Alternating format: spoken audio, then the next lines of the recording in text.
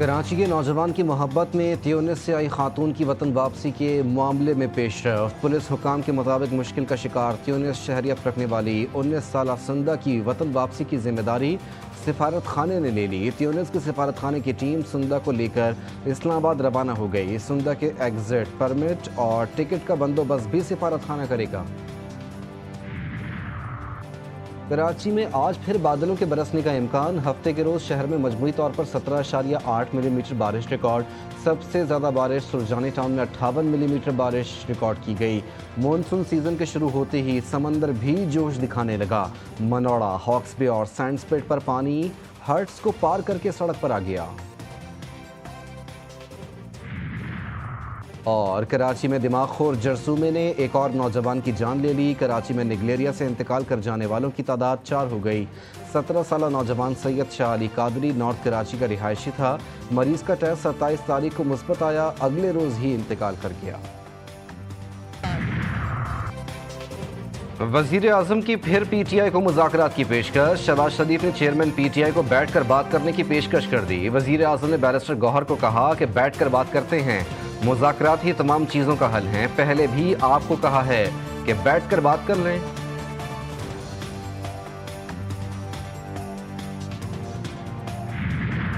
Realize that without a just and peaceful resolution to the Kashmir issue, regional peace will forever remain elusive with perpetual danger of conflict in South Asia. Maritime warfare is emerging and adapting with the ever-changing character of warfare. The spectrum of maritime challenges makes it imperative for Pakistan to maintain a strong maritime force, an efficient navy which must be second to none.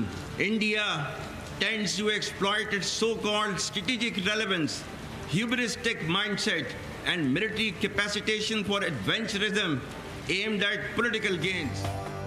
مسئلہ کشمیر کے منصفانہ اور پرامن حل تک جنوبی Asia میں کبھی پائیدار امن قائم نہیں ہو سکتا۔ بھارت مارکہ حق کبھی بھولا نہیں سکے گا، کسی بھی قیمت پر اپنی دھرتی کے تحفظ کے لیے تیار ہیں، دہشت گردی کے خلاف جنگ کو منطقی انجام تک پہنچائیں گے۔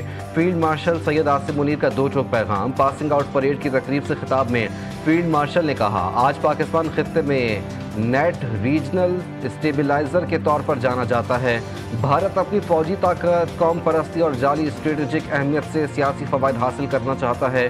اگر دشمن سمجھتا ہے کہ پاکستان خود مختاری پر حملے کو برداشت کرے گا تو یہ خطرناک غلط فہمی ہوگی۔ واضح کیا، دشمن ہماری خود مختاری کو چیلنج کرتا ہے تو یہ پورے خطے کے لیے خطرناک ہو سکتا ہے۔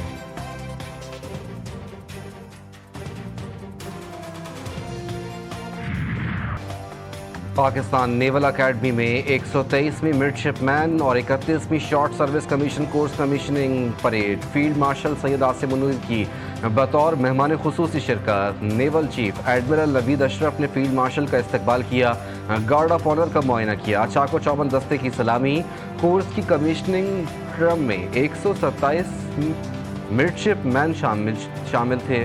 فیلڈ مارشل سید عاصم منیر نے کمیشن حاصل کرنے والے افسران اور ان کے اہل خانہ کو مبارک۔ فیلڈ مارشل سید عاصم منیر کا کور ہیڈ کوارٹرز پشاور کا دورہ۔ موجودہ سیکیورٹی صورتحال، انسداد دہشت گردی کے خلاف جاری آپریشن سے متعلق تفصیلی آگاہی دی گئی۔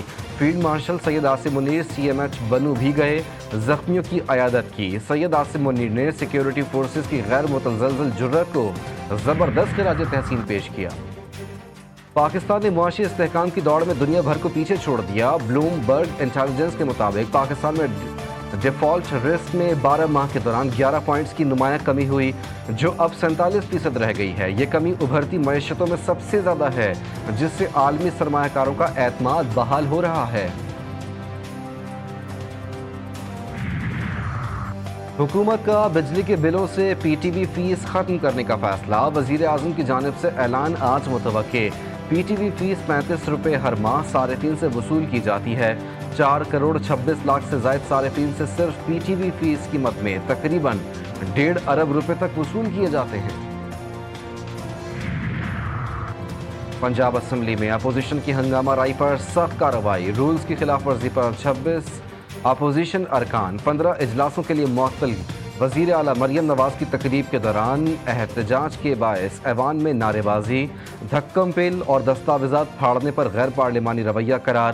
اپوزیشن ایوان کو یرغمال بنا کر آئینی عمل کو سبوتاژ کر رہی ہے، پرتشدد احتجاج کے ذریعے سسٹم کو ڈی ریل کرنے کی کوشش ناکام بنائیں گے۔ ملک احمد خان کی press conference, P T I پر شدید تنقید۔ اسرائیلی جارحیت میں شہید ایرانی کمانڈروں اور جوہری سائنسدانوں سمیت 60 شہداء کی تشییع جنازہ۔ تہران میں لاکھوں سوگوار امڈ آئے، سڑکیں سوگواروں سے بھر گئیں۔ قومی اور وحدت اور طاقت کا بھرپور مظاہرہ، فضا امریکہ اور اسرائیل کے خلاف نعروں سے گونجتی رہی۔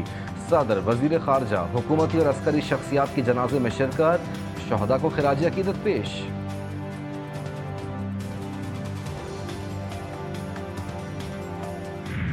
اور معروف لیجنڈری اداکار یوسف کمال عرف شکیل احمد کو بچھڑے 2 سال بیت گئے۔ شکیل احمد نے متعدد لازوال ڈراموں میں فن کا مظاہرہ کیا۔ انکل عرفی، شہزوری، زیر زبر پیش، آنگن ٹیڑھا، انکہی ان کے یادگار ڈراموں میں شامل ہیں۔ شکیل احمد کئی عرصوں تک اردو ڈراموں کی پہچان بنے رہے اور آنے والے اداکاروں پر اپنے فن کا گہرا نقش چھوڑ گئے۔